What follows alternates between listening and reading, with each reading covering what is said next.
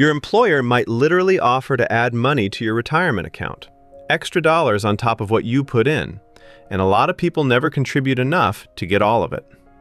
It's called a 401k match, and it's one of the few places where saving more can trigger an immediate employer contribution. Today, how the match formula works, how to read yours, what vesting means, and the checklist to make sure you're not leaving money on the table. Quick note, this is general education, not financial or tax advice. I'll point you to IRS.gov and your plan documents. And for your situation, check with a licensed professional. The big idea. A match is your employer's promise to contribute when you contribute, up to a limit written in the plan. It's not charity. It's part of your compensation package, like salary and health coverage. If you don't contribute enough to hit the match threshold, those employer dollars stay on the table.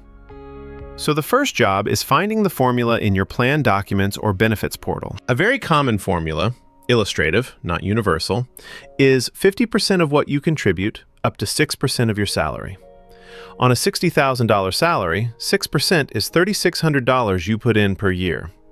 A 50% match adds $1,800 from the employer on top. That's money you only get if you contribute at least 6%. Your plan's numbers may differ. Read your summary plan description. Match formulas vary more than people expect. Some employers match dollar for dollar up to a cap. Others use a tiered formula. Some match only on the first 3%. The only number that matters is yours. Find the match percentage, the salary cap it applies to, and whether there's a true-up at year-end if you front-load contributions. All of that is in your plan documents. There's also a yearly limit on how much you can contribute from your paycheck to a 401k, and it changes most years. Rather than quote a number that goes stale, look up the current employee deferral limit on IRS.gov before you set your contribution percentage. The match is separate. Employer contributions have their own limits, but your deferral cap still matters for planning. Two limits to keep straight: how much you can put in from your paycheck, and how much total can go into the account including employer money. For most people optimizing the match, the practical question is simpler. Am I contributing enough to get the full match formula?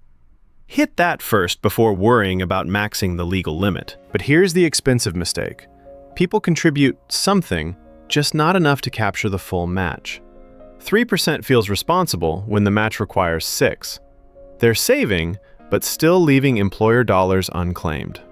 Log into your benefits portal, find the match formula, and check your current contribution rate against the cap.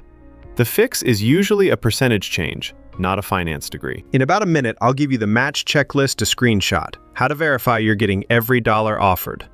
But first, the rule that catches people who change jobs. Vesting. Employer contributions, including the match, may not be fully yours immediately.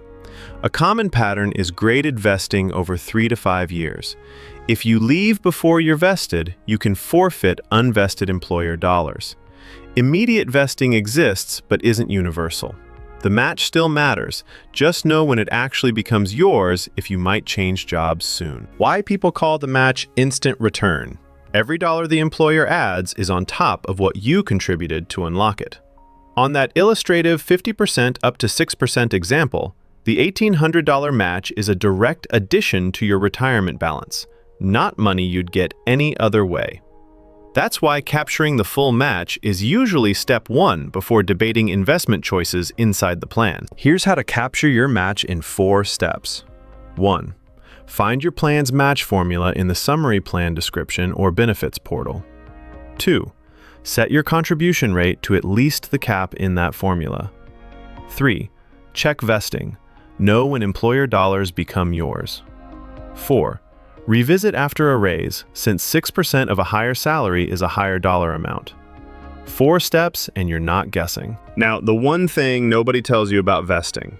The match looks generous on paper, but if you leave at year 2 of a 5-year graded schedule, you may walk away with only part of it.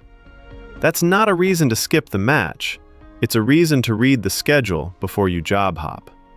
Know what you'd forfeit, and factor that into how you think about total compensation at your next offer. Here's your 401k match checklist. Screenshot this. 1. Find your match formula. percentage and salary cap. 2. Check your current contribution rate against that cap. 3. Increase to capture the full match if you're below. 4. Look up the current IRS employee deferral limit. 5. Read your vesting schedule. 6.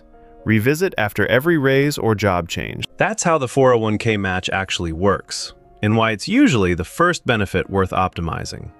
Find the formula, hit the cap, know your vesting.